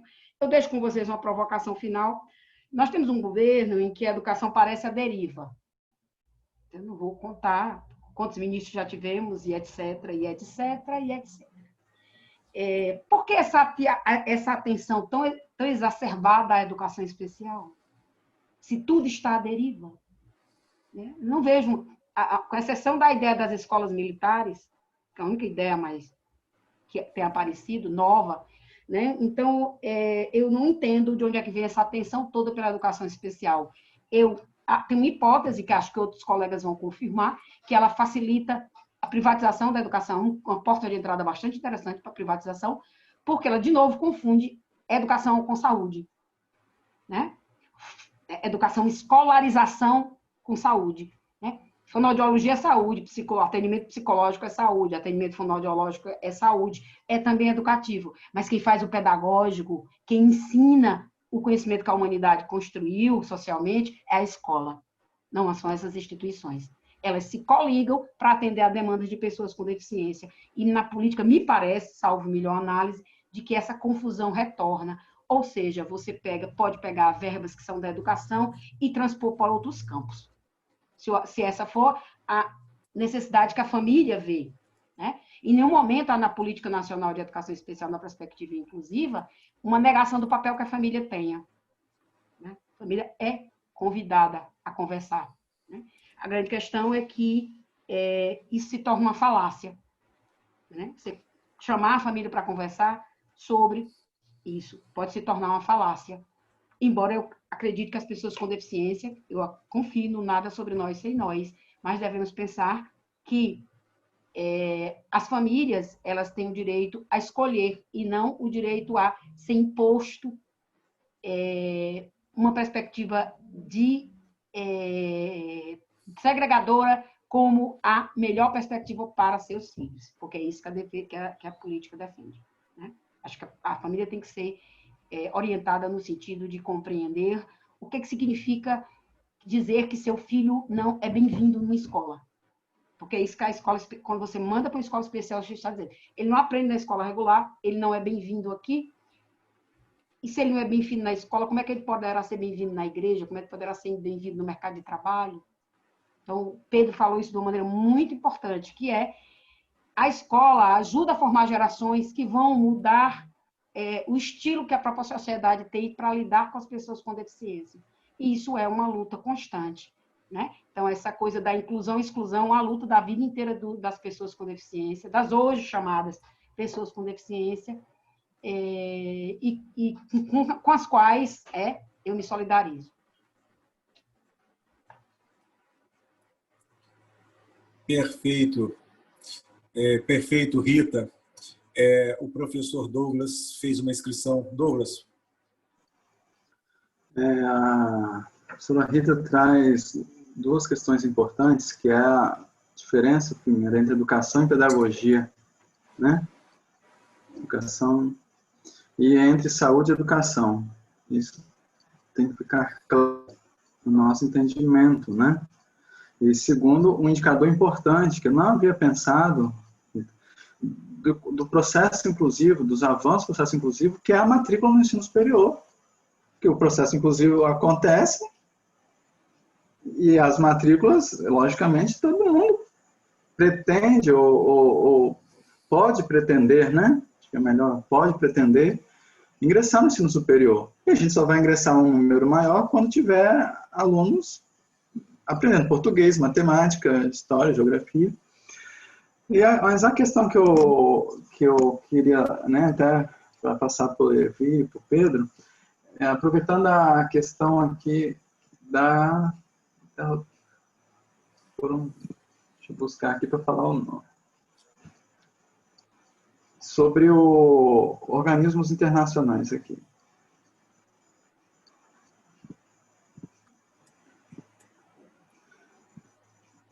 Eu não conseguia achar o nome, mas se sinta contemplada aqui a colega na pergunta, né? O Brasil sendo signatário, né, da Convenção da Pessoa com Deficiência, de Salamanca, né, também de Juntien, né, da Ibero-Americano contra a Discriminação e Preconceito, todas essas, né, que o Brasil faz parte, não caberia uma manifestação, uma denúncia do governo brasileiro aos organismos internacionais por esse decreto, por ferir a essas convenções e no qual o Brasil... Essa é uma questão que eu também me fiz e que está presente aqui na pergunta da colega. Levi e Pedro, fique à vontade. Se quiser, enfim, complementar, Pedro, a pergunta foi a Keila Keila Rodrigues. É cabível, existem foros internacionais competentes para analisar essa questão, dependendo da maneira com que a violação foi reconhecida, mas, em regra, a atuação internacional ela acontece após o esgotamento das análises internas, né, dos organismos estatais já terem feito uma análise sobre a legalidade, constitucionalidade ou convencionalidade dessas medidas. Então, acredito que não é uma medida, inclusive, que a gente deixou de avaliar dentro do mandato, que a gente descarte, mas que a gente espera que o momento oportuno seja após o pronunciamento supremo. Pedro, se quiser complementar. Obrigado, Levi. É exatamente isso. Eu agradeço a Keila aí pela questão, né? A gente tem vários organismos internacionais possíveis. Aquele que a princípio teria maior pertinência é o Comitê sobre os Direitos das Pessoas com Deficiência, que é previsto como um organismo internacional que visa justamente a monitorar o cumprimento da Convenção de Nova York. Isso pode vir, são feitos relatórios periódicos, né? Isso pode vir a ser integrado a algum relatório periódico, esse avanço, mas, como o Levi colocou, a instância internacional é sempre colocado como algo subsidiário, ou seja, esgotados os meios internos, e aí faz a denúncia internacional. Queiramos que não precisemos, né, chegar a esse ponto. Então, como ele falou, por exemplo, a gente já tem 2 frentes aí lançadas, né, que são os PDLs, os projetos de decreto legislativo, temos uma DPF no Supremo. Qualquer um desses caminhos, uma vez derrubando esse decreto, perde o sentido de se buscar, a questão já é resolvida, né? Perde o sentido de se buscar o organismo internacional. Seria em casos de persistência, né? De não se conseguir por esses meios, ou outros mesmo, né? Para se colocar. Mas sim, pode, né, se concretizando, havendo texto de montes, ou a atuação até administrativa, pode vir num relatório dirigido ao comitê. Obrigado, Pedro. Obrigado, Levi. Obrigado, Douglas. Assim, nós estamos nos encaminhando para as nossas considerações finais.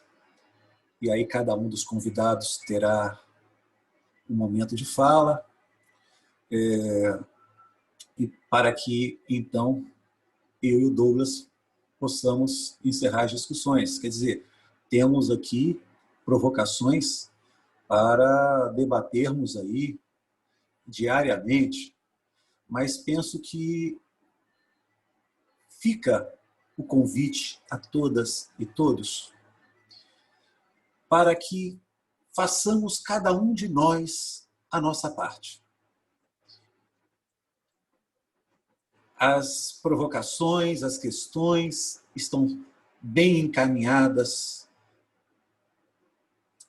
no Congresso Nacional, estão bem encaminhadas, pelo menos os primeiros passos foram dados, também no STF. Estamos dialogando com o Legislativo, com o Judiciário, buscando parceria com as defensorias públicas, com a Ordem dos Advogados do Brasil, com o Ministério Público, mas penso que, de uma certa forma, nós da academia, cada um de nós, nesse momento, precisa levar essa discussão para as ruas, para as escolas, para as famílias. O grande desafio agora é um levante da população, é um esclarecimento da população.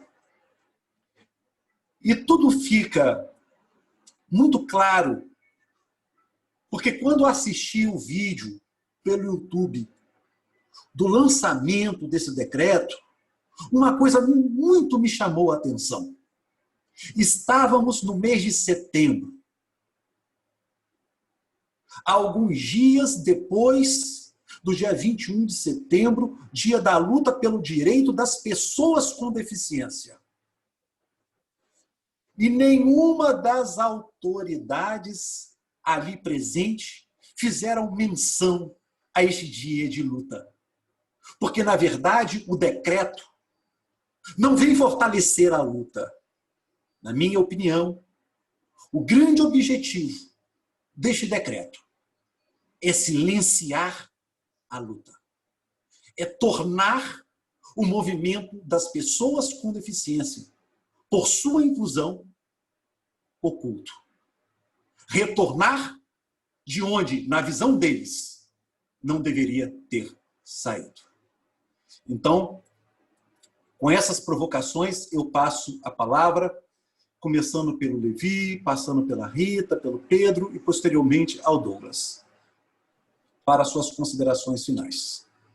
Muito obrigado, Décio, Douglas. Quero agradecer ao Pedro, à doutora Rita também, pela qualidade do debate, pela oportunidade de abrir esse canal direto do mandato com a sociedade civil, com setores diretamente interessados. As contribuições, com certeza, são muito enriquecedoras, do ponto de vista técnico também, e, novamente, deixar claro a abertura do mandato, a disponibilidade da equipe para estar atento a essas demandas, que é um dos assuntos caros ao mandato do senador Fabiano Contarato, que tem dedicado a trajetória de vida dele à proteção de populações mais vulneráveis juridicamente,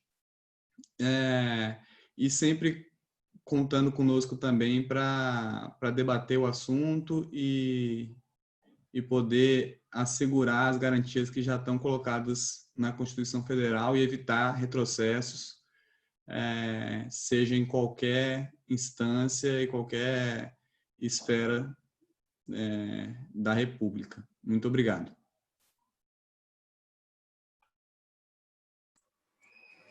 Rita?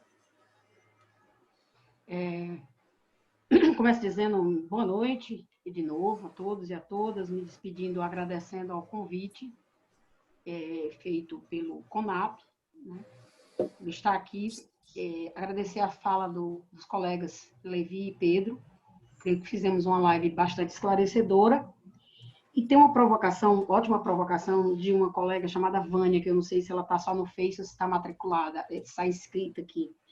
Ela faz uma provocação dizendo que ela está na educação especial há muito tempo, que tem adolescentes que evadem assim que terminam o ensino fundamental, ou final do fundamental, ou ensino médio, e que os deficientes continuam como alienígenas, apesar da inclusão.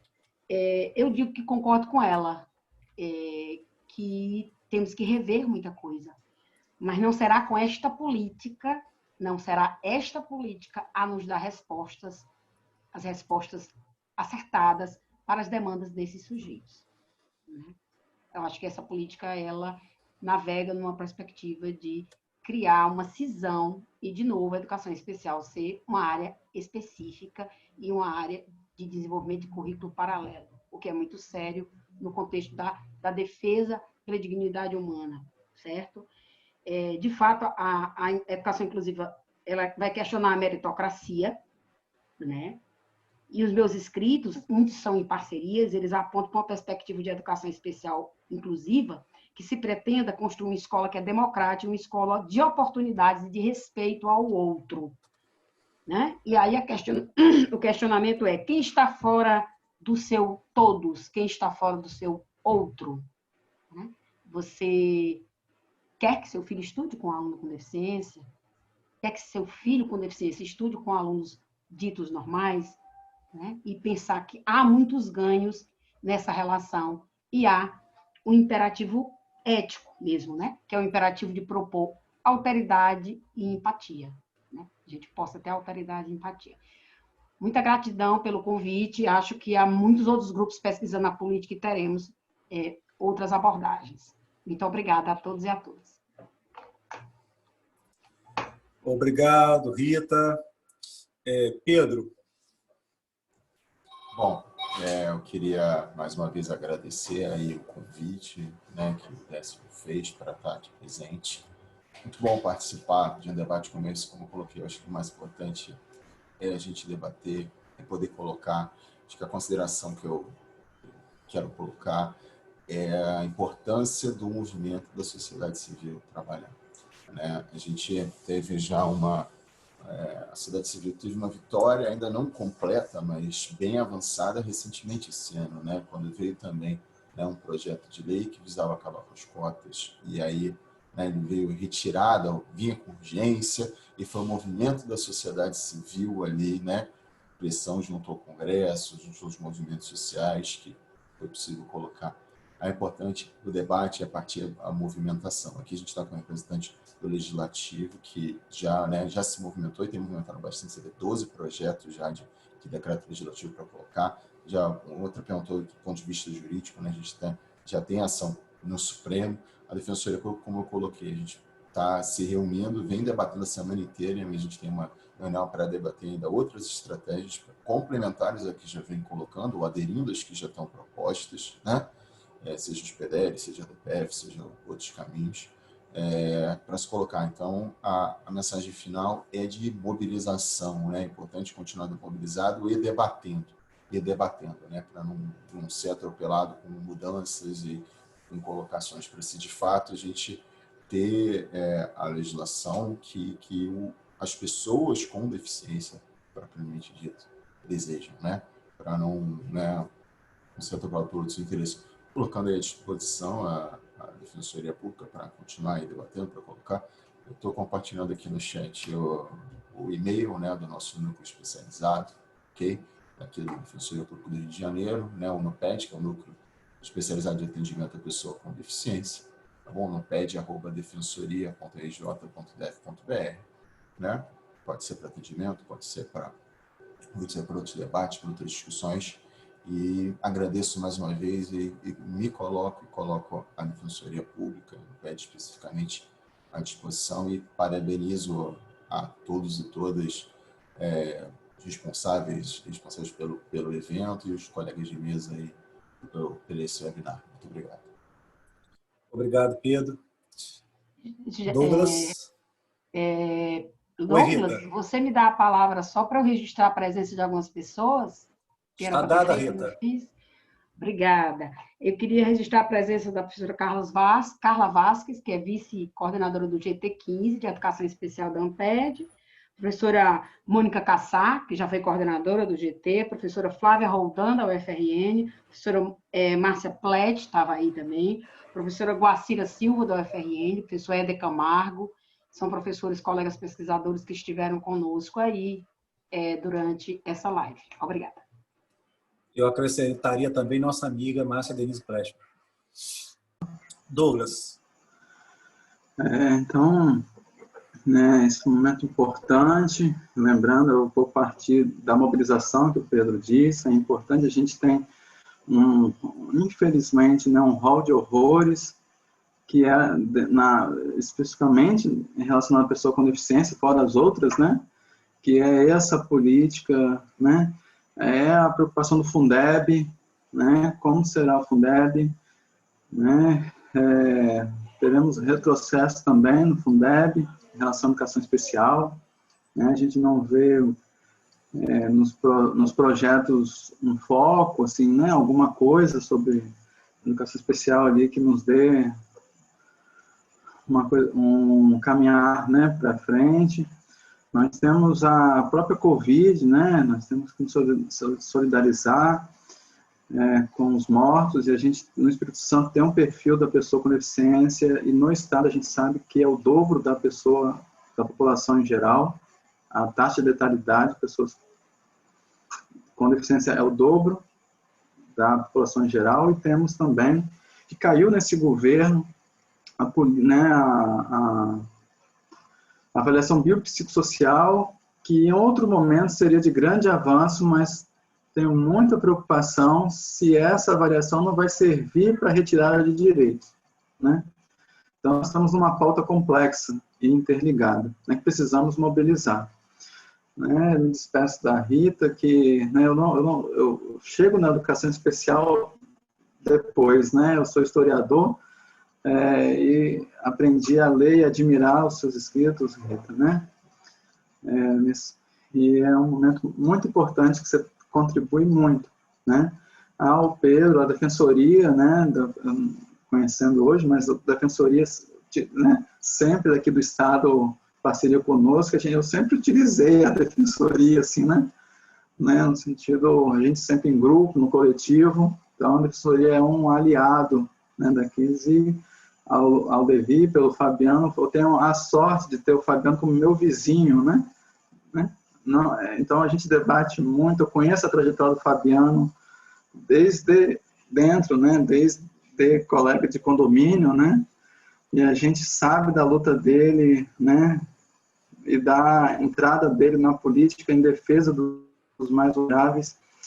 Não foram poucas vezes que eu já saímos chorando, né, de algumas conversas, porque a trajetória dele é uma trajetória que nos alegra no sentido de que é uma pessoa que está no parlamento em defesa, né, da gente, né? E é o companheiro, né, companheiro Décio. Eu acho que hoje não é a última vez que a gente vai se falar, Décio, né? Acho que teremos mais algumas falas durante o dia de hoje. E é muito bom, né, ter te encontrado e a gente juntos, né, agindo, né, fazendo o lema da pessoa com deficiência, né, nada sobre nós sem nós. Muito obrigado pela parceria de sempre, né, pelo companheirismo também, como amigo. Obrigado, Douglas. É muito bom dividir a amizade, a luta, as pesquisas, os diálogos com você. E eu costumo dizer que o nosso grupo é um grupo que cresce a cada instante, porque a nossa causa é uma causa coletiva. A nossa luta é a luta dos vulneráveis, dos marginalizados, dos esquecidos, dos ignorados, dos excluídos. Agradecer aí mais uma vez, Pedro, a sua presença, a sua fala, as suas contribuições. Dizer que tenha certeza de uma coisa, esse é o primeiro de muitos outros encontros, porque no nosso caminho ninguém se encontra uma única vez.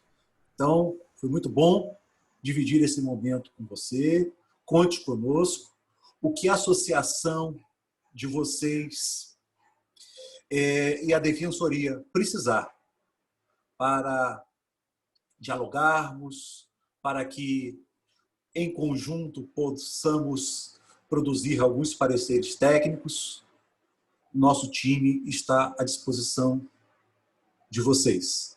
Agradecer ao Levi, não só como representante do mandato do Fabiano Contarato, mas também como advogado que luta pelos direitos de todas e todos.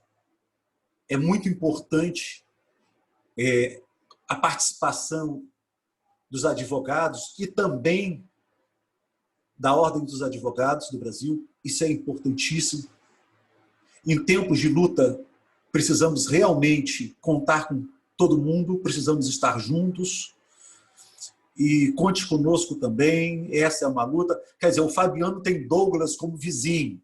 Então, eu acredito que não faltam demandas para o Fabiano sendo vizinho do Douglas. Mas é isso, essa companhia de luta. Porque se eu aqui, a 300 quilômetros de distância, a gente não faltam demandas, quer dizer, com essa proximidade, mas eu posso também deixar público aqui que queria eu também ser vizinho de vocês. E também queria ser vizinho da minha amiga, a professora Rita Magalhães. Agradeço muito, professora Rita, a sua participação, as suas contribuições, os seus estudos, os seus direcionamentos. Dizer que foi muito bom tudo aquilo que fizemos no CONAP, mas uma das grandes conquistas do Congresso Nacional de Práticas Inclusivas foi essa nossa aproximação. Então, dizer que a ANPED se faz presente, somos membros do GT15, somos todos ampedianos, e dizer que a minha amizade e os meus estudos em parceria com o Douglas iniciou exatamente no GT15 da ANPED, quando éramos, à época, mestrandos. E hoje estamos aqui. Então, agradecer a todas e todos, os colegas pesquisadores que estiveram presentes, os colegas docentes da educação básica que estiveram presentes, agradecer todos os companheiros e companheiras de lutas que estiveram aqui, e estejam certos que esta é a primeira webinar de muitas outras, porque enquanto este decreto não cair, nós estaremos aqui lutando em defesa da política nacional da educação especial na perspectiva inclusiva. Agradecemos a todas e todos e até a próxima e vamos à luta. Muito obrigado. Encerramos aqui os trabalhos deste dia. Obrigado, Pedro. Obrigada, obrigado, Décio. Obrigada a todos. Obrigado, Rita. Obrigado, Douglas. Obrigado. Estamos juntos. Até logo.